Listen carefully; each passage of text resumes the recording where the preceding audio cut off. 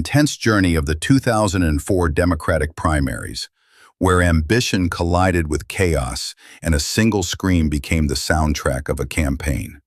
Let's dive into the drama that unfolded, starting with the first stop, the Iowa caucuses.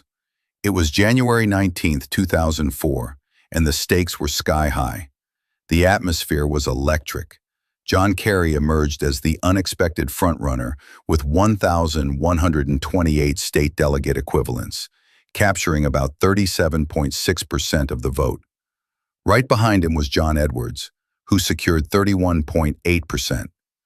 Howard Dean, once the darling of the polls, sank to third with just 18%. And then there was Dick Gephardt, who barely made a ripple at 10.6%. The aftermath? Gephardt withdrew the very next day, leaving the stage to the remaining contenders. Fast forward to January 27, 2004, the New Hampshire primary. Kerry was on fire, raking in 38.4% of the votes, 84,377 to be precise, and snagging 13 pledged delegates. Howard Dean, once a powerhouse, fell to second with 26.3%.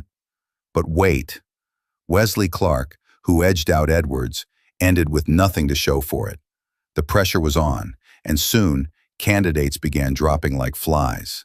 Lieberman exited on February 3rd, and Wesley Clark followed suit on February 11. But the biggest shock? Howard Dean, after his infamous scream moment that echoed through the airwaves, suspended his campaign on February 18th. Now, buckle up for Super Tuesday, March 2nd, 2004. 10 states were in play, and John Kerry dominated. He won 9 out of 10 contests, solidifying his status as the presumptive nominee. It was as if the Democratic race had shifted from competitive to a one-man show overnight. John Edwards, sensing the inevitable, suspended his campaign shortly after. But what about Ohio? On Super Tuesday, Kerry triumphed there too. The momentum was undeniable. The next significant events were on the horizon.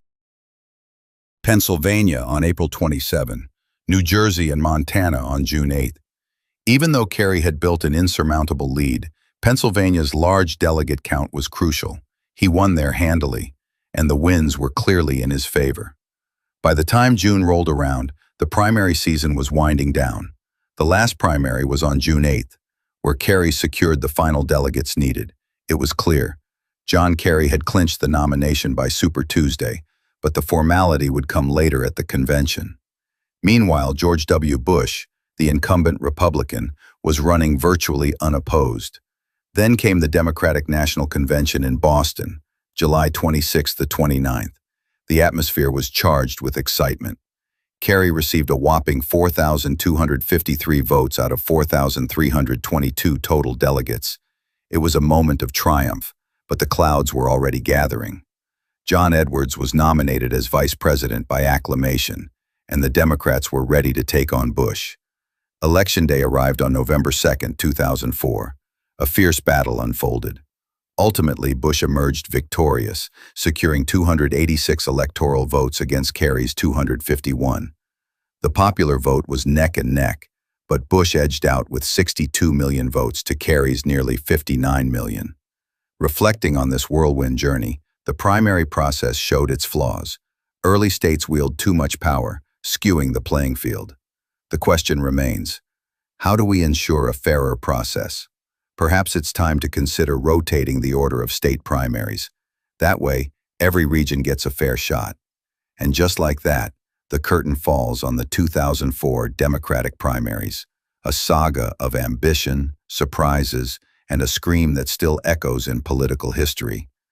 Yara! Pennsylvania.